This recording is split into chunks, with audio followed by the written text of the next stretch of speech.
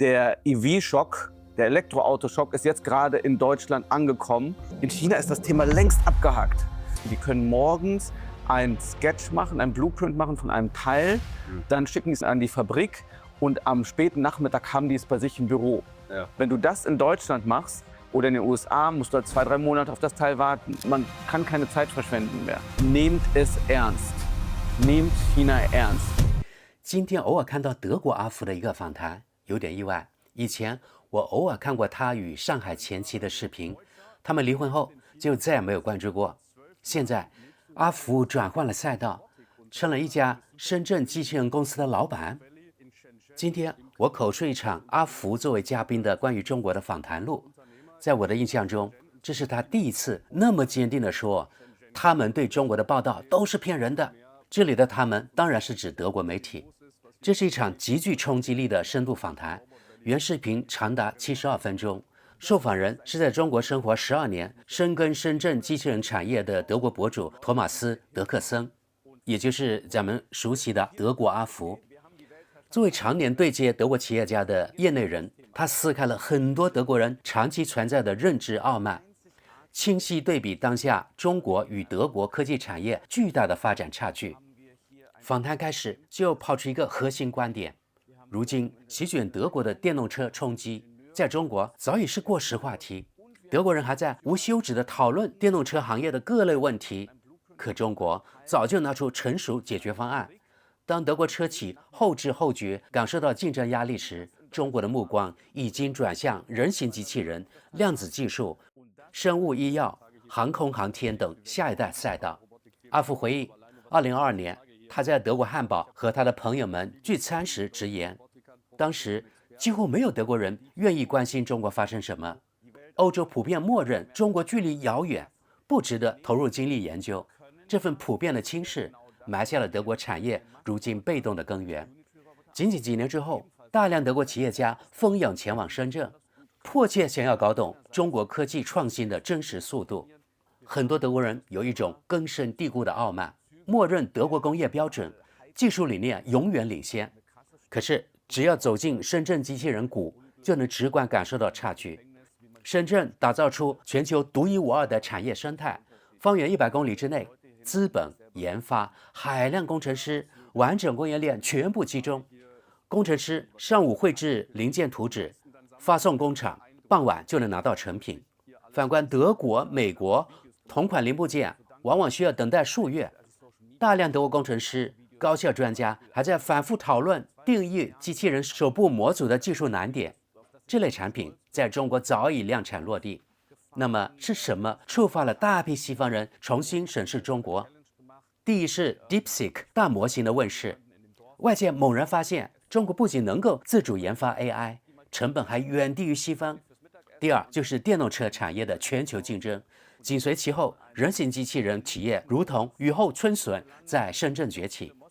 這裡還要釐清一個關鍵模式差異：中國地方政府擁有清晰發展考核指標，會全力扶持重點賽道，提供土地、稅收配套資源，推動產業落地。企業之間競爭極度激烈，大量企業會在市場洗牌中淘汰，存活下來的公司競爭力極強。反觀德國行政體系普遍缺乏明確產業目標，辦事流程冗長，很難快速形成大規模創新集群。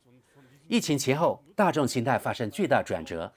過去阿福發布客觀講述中國內容的視頻，會受到大量德國網民的攻擊。如今前往中國旅行考察成為潮流，很多德國人走出國門才發現，傳統德媒塑造的中國形象嚴重失真。在深圳，自動駕駛常態化運行，軌道交通高速運轉，隨處可見高科技應用，普通人的日常生活安穩便捷，和很多德國人想象中的畫面完全不同。年輕一代中國人的心態變化尤其值得德國人警惕。新一代年輕人完整見證中國科技崛起，從未天然覺得德國更加優越。放在10幾年前，出租車司機見到德國人會稱讚德國。現在不少中國網約車司機從未駕駛過德國汽車，只熟悉比亞迪等本土新能源品牌，對德國車企沒有特殊好感。阿福結合自身經歷，點出德國人普遍存在幾大典型誤區：很多德國人習慣用單一標籤概括整個中國，就像部分中國人對德國也有刻板印象。中國地域遼闊，人群分層巨大，不能用片面印象定義14億民眾。絕大多數普通人的訴求和全世界所有人一致，追求健康安穩生活，希望家人過得更好，這是跨文化的共識。技術發展路徑上，中國實現多次跨越式發展，直接跳過現金時代，普及移動支付，繞過傳統台式電腦普及階段，直接進入移動互聯網時代。同城即日達物流，24小時商業服務，酒店配送機器人，醫院醫用轉運機器人，這些德國人還停留在科幻想象裡的事物，在中國大城市早已常態化運營。當然，訪談也客觀探討自由與安全的平衡問題。阿福坦言，在中國夜間出行安全感很高，女性深夜獨自出行無需過度擔憂，代價是城市遍布監控攝像頭。不過，倫敦、柏林等歐洲大城市同樣大規模部署監控。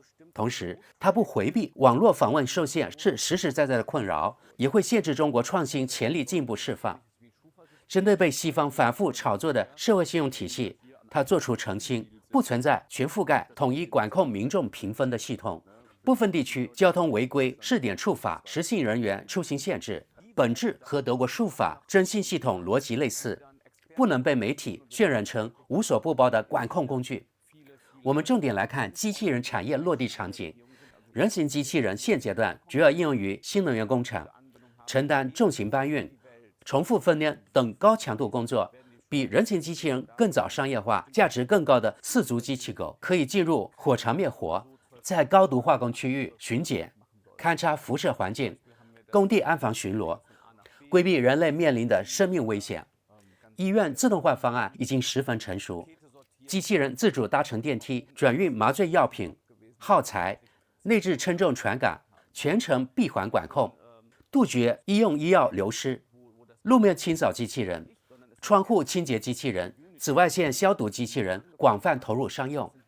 這裡需要劃一個重點：人形機器人暫時還無法獨立完成酒店客房打掃，客房環境變量太多，需要海量數據訓練，預計還需數年時間。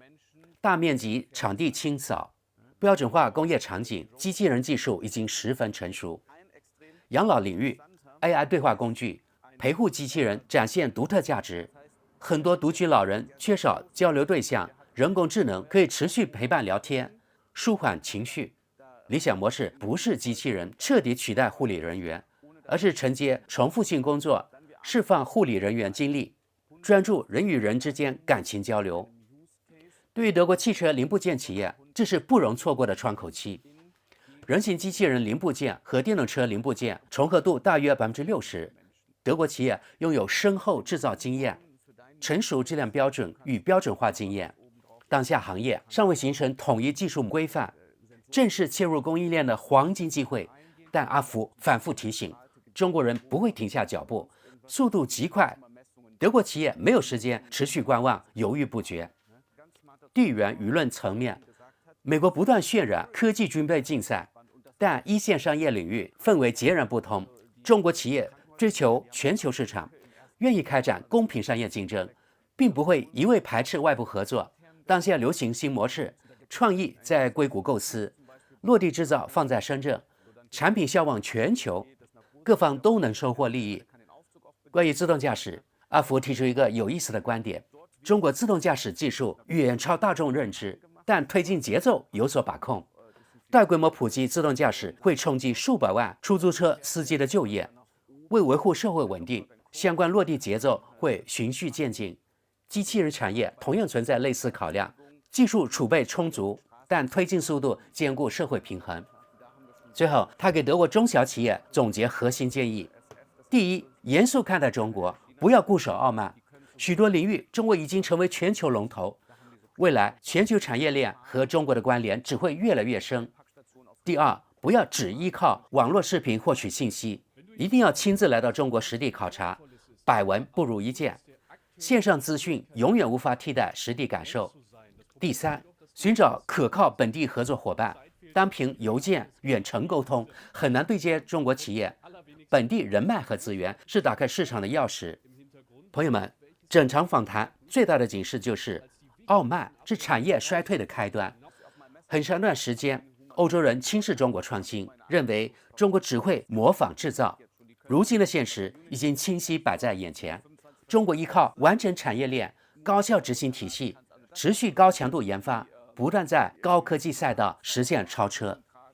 德國想要守住工業優勢，必須放下偏見，主動交流，快速行動，持續參與全球競爭。如果持續閉門造車，沉浸在過往工業輝煌的幻想裡，未來將會面臨更大的衝擊。朋友們，對於這樣近乎直白的訪談，德語區網友怎麼看呢？是否極具爭議性？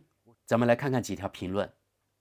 第一條評論：時至今日，誰若是不認真看待中國，甚至加以嘲笑，那就是與世隔絕，消息閉塞。繼續往下，倘若為了安全而放棄自由，最終兩樣都會失去。咱們看跟帖。自2015年起，這兩樣東西在荒誕之國德意志斯坦都已經失去了。再往下，沒有人在聊德國，原帖討論的是中國，怎麼所有人都扯到德國身上來？在中國，持不同政見者會遭到關押，在德國到目前為止還不會這樣。德國知識點評：德國人以及所謂西方人有個明顯特徵，談到所謂自由，只會想到政治立場。在德國，其實對所謂極右政黨、選擇黨，他們恨之入骨啊，恨不得禁止選擇黨，並且想把這個德國選擇黨打到18層地獄下。目前苦於憲法限制而不能為所欲為。此外，對於德國這裡啊，作為女性，很多地方夜晚根本不敢單獨上街。像這種不自由，他們可以視而不見，他們只在乎政黨之間可以罵來罵去，對他們來說，這就是自由。好的，咱們繼續往下，看看這位網友怎麼說。你好像完全沒跟上事態發展，這類技術正在德國悄然落地，到時候對比之下，你會覺得中國反倒算得上純粹民主國家。這位網民針對的是中國移動支付，因為阿福說了，在中國現在完全不需要現金了。於是呢，這位網友這麼說啊，怎麼會有人天真到想要廢除現金？一旦如此，那些居心叵測之人就能掌控一切，地獄就此降臨。繼續往下，中國實力強勁，這點我早已心知肚明。西方數十年持續對外輸出專業技術、生產能力以及技術產業鏈，在中國留下了清晰可見的印記。中國並不只是單純照搬我們這些東西，在諸多領域實現了迭代升級、規模化應用，並結合長遠戰略視角，統籌布局。在我看來，不少西方國家往往低估中國的潛力，有時源於認知盲區、惰性思維，或是某種文化優越感。如今，競爭早已不局限於低成本生產，而是關乎技術實力、基礎設施、創新能力、教育體系、經濟規劃以及地緣政治影響力。我承認，某種程度上，我也算是一名中國愛好者。東方哲學、歷史和文化很早就深深吸引了我，但我努力避免兩個極端，既不帶着浪漫濾鏡美化中國，也不會條件反射式的一味抹黑。我保持清醒客觀，既能看見發展前景、機遇與潛力，也同樣留意其中的矛盾、短板與潛在風險。一邊是強勁的發展活力與長遠戰略眼光，另一邊則存在治理管控、社會矛盾以及權力相關問題。因此，想要理解中國，既不能陷入盲目的崇拜，也不可採取傲慢排斥的態度。咱們再往下看，中國正在實現的藍圖，恰恰是我一直期盼統一歐洲能夠達成的目標。可是時至今日，我依舊抱着這份期待。可惜，我們政壇存在徹頭徹尾的逆向淘汰現象，無論是各國層面還是歐盟層面，皆是如此。各大政黨、公職機構與行政部門裡這群庸碌之輩，阻礙着歐洲的技術進步。不止如此，他們推行極具破壞性的政策，令我們全速衝向深淵。單看移民政策與窒息一切活力的官僚體系，便足以說明，心懷遠大志向的人絕不會做出這種事。只會蔑視本國民眾的人才會這麼幹。下一則，身在中國報道中國的人不敢說出真相。繼續往下，過去50年，西方始終沒有正視中國，要麼把全部核心技術拱手送給中國，要麼就是中國人直接加以仿製。這場競爭早就輸掉了。以我們眼下這批政客，未來只會一直走下坡路。咱們再往下，很快就會爆出重磅消息：中國軍方擁有數十萬台軍用人形機器人，並且能夠和偵察、攻擊無人機等裝備聯動，所有設備互聯互通。和平時期，這些人形機器人還可以修路架橋，開展重建作業，全天候不間斷運行。下一則，有一點我得提出不同看法。我們面臨移民問題，中國人對此看得十分透徹。另外，德國治安狀況糟糕，這點也屬實。繼續往下，我們正在與俄羅斯開戰做準備，根本無暇顧及中國。再往下，柏林治安差是因為當地自由度太高，這種說法我真是萬萬沒想到。下一則，感謝精彩訪談。我2007年就去過北京，從那時到現在變化巨大。當時我們那個學生旅行團裡，有些人上次到訪北京是80年代，他們全都震驚不已。繼續往下，我發表一下我的看法。我曾長期在瑞士和亞洲生活。順帶一提，來自台灣的問候。我從未見過像德國這樣兩極分化的國家。德國非黑即白的極端思維，我很少在別處見。亞洲並非如此，很多當下不存在的事物，明天就有可能出現。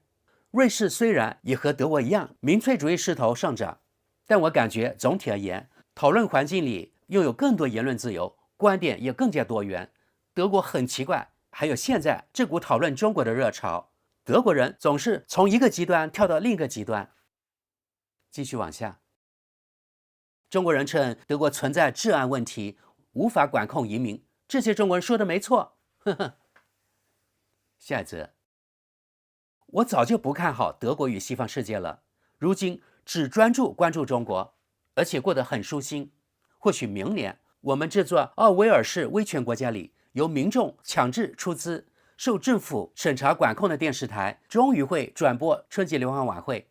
畢竟這台節目一直保持全球收看人數最多的記錄，而且節目十分精彩。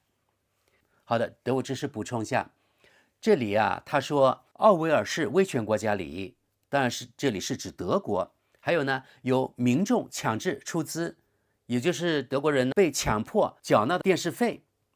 受政府審查管控的電視台，這裡一般是指德國公共電視台，也就是他們從德國政府那裡獲得財政撥款。